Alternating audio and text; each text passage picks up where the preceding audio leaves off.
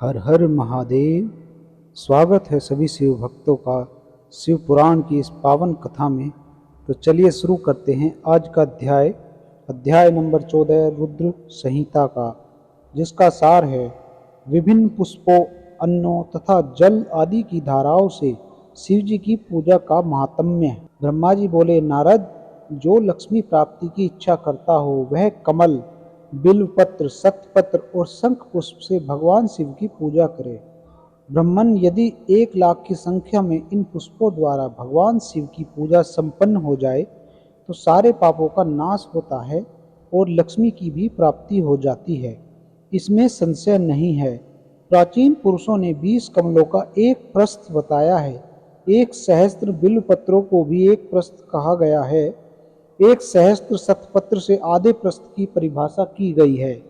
16 पलों का एक प्रस्थ होता है और 10 टकों का एक पल।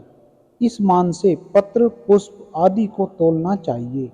जब पूर्वोक्त संख्या वाले पुष्पों से शिव की पूजा हो जाती है तब सकाम पुरुष अपने संपूर्ण अभिष्ट को प्राप्त कर लेता है।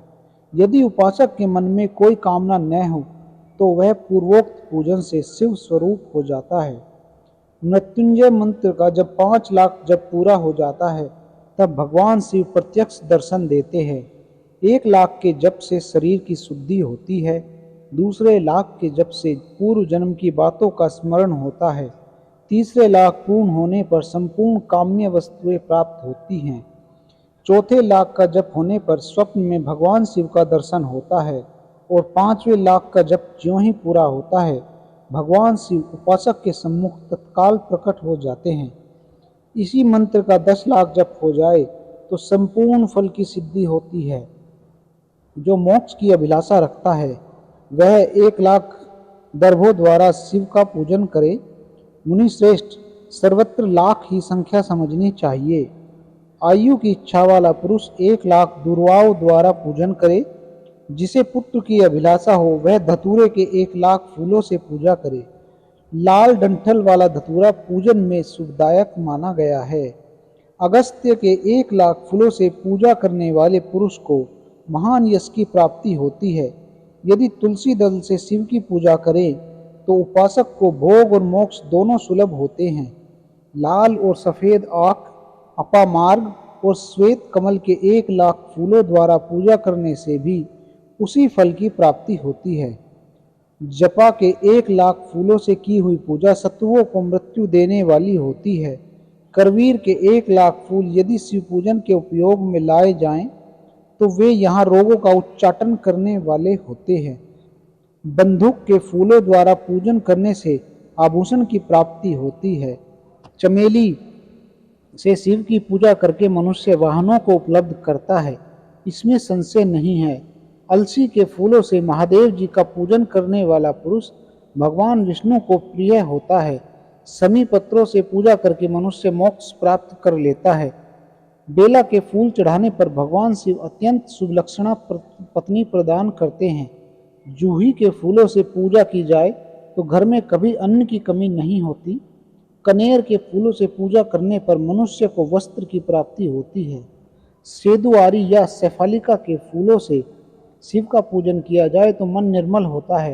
1,00,000 बिल्व पत्र चढ़ाने पर मनुष्य अपनी सारी काम्य वस्तुएं प्राप्त कर लेता है। हार श्रृंगार के फूलों से पूजा करने पर सुख संपत्ति की वृद्धि होती है। वर्तमान ऋतु में पैदा होने वाले फूल यदि शिव की सेवा में समर्पित किए जाएं तो वे मोक्ष देने वाले होते हैं, इसमें संशय नहीं है। राई के फूल शत्रुओं को मृत्यु प्रदान करने वाले होते हैं। इन फूलों को 1,00,000 की संख्या में शिवजी के ऊपर चढ़ाया जाए तो भगवान शिव प्रचुर फल प्रदान करते हैं। चंपा और केवड़े को छोड़कर शेष सभी फूल भगवान शिव को चढ़ाए जा सकते हैं। विप्रवर महादेव जी के ऊपर चावल चढ़ाने से मनुष्यों की लक्ष्मी बढ़ती है। ये चावल अखंडित होने चाहिए और इन्हें उत्तम भक्ति भाव से शिव के ऊपर चढ़ाना चाहिए। रुद्र प्रधान मंत्र से पूजा करके भगवान शिव के ऊपर बहुत सुंदर वस्त्र चढ़ाएं और उसी पर चावल रखकर समर्पित करें तो अति उत्तम है।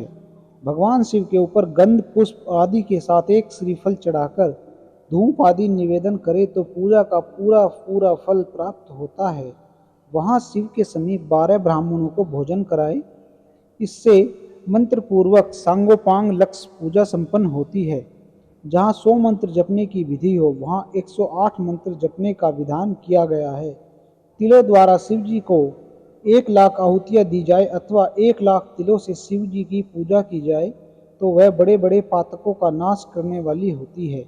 जौ द्वारा की हुई शिव जी की पूजा स्वर्गीय सुख की वृद्धि करने वाली है, ऐसा ऋषियों का कथन है। गेहूं के बने हुए पकवान से की हुई शंकर जी की पूजा निश्चय ही बहुत उत्तम मानी गई है। यदि उससे 1,00,000 बार पूजा हो तो उससे संतान की वृद्धि होती है। यदि मूंग से पूजा की जाए तो भगवान शिव सुख प्रदान करते हैं। प्रियंगु द्वारा सर्वाध्यक्ष परमात्मा शिव का पूजन करने मात्र से उपासक के धर्म, अर्थ और काम भोग की वृद्धि होती है तथा वह पूजा समस्त सुखों को देने वाली होती है। अरहर के पत्तों से श्रृंगार करके भगवान शिव की पूजा करें।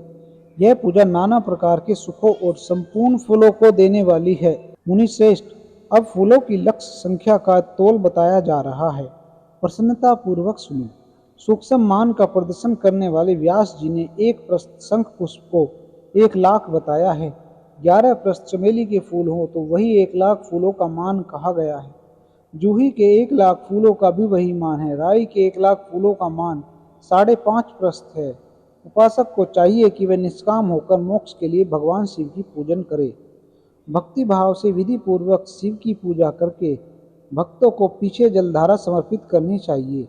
ज्वर में जो मनुष्य प्रलाप करने लगता है उसकी शांति के लिए जलधारा शुभकारक बताई गई है।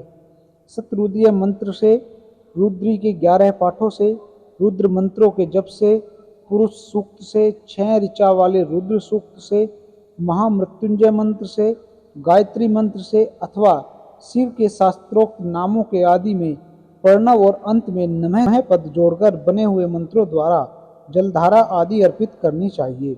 सुख और संतान की वृद्धि के लिए जलधारा द्वारा पूजन उत्तम बताया गया है। उत्तम भस्म धारण करके उपासक को प्रेम पूर्वक नाना प्रकार के शुभ एवं दिव्य द्रव्यों द्वारा शिव की पूजा करनी चाहिए और शिव पर उनके सहस्त्र नाम मंत्रों से घी की धारा चढ़ानी चाहिए। ऐसा करने पर वंश का विस्तार होता है, इसमें संशय नहीं है। इसी प्रकार यदि 10,000 मंत्रों द्वारा शिव जी की पूजा की जाए तो प्रमेह रोग की शांति होती है और उपासक को मनोवांछित फल की प्राप्ति हो जाती है। यदि कोई नपुंसकता को प्राप्त हो तो वह घी से शिव जी की भली भांति पूजा करे तथा ब्राह्मणों को भोजन कराए। साथ ही उसके लिए मुनीश्वरों ने प्रजापत्य व्रत का भी विधान किया है। यदि बुद्धि जड़ हो जाए तो उस अवस्था में पूजक को केवल शर्करा मिश्रित दुग्ध की धारा चढ़ानी चाहिए। ऐसा करने पर उसे बृहस्पति के समान उत्तम बुद्धि प्राप्त हो जाती है। जब तक 10,000 मंत्रों का जप पूरा न हो जाए तब तक पूर्वोक्त दुग्ध धारा द्वारा भगवान शिव का उत्कृष्ट पूजन चालू रखना चाहिए। जब तन मन में अकारण ही उच्चाटन होने लगे, जीव उचट जाए, कहीं भी प्रेम न रहे, दुख बढ़ जाए और अपने घर में सदा कलह रहने लगे, तब पूर्वोक्त रूप से दूध की धारा चढ़ाने से सारा दुख नष्ट हो जाता है।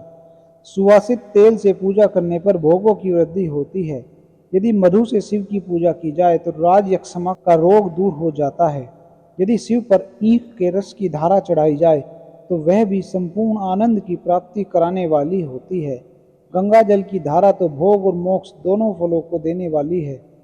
ये सब जो धाराएं बताई गई है उन सबको महामृत्युंजय मंत्र से चढ़ाना चाहिए।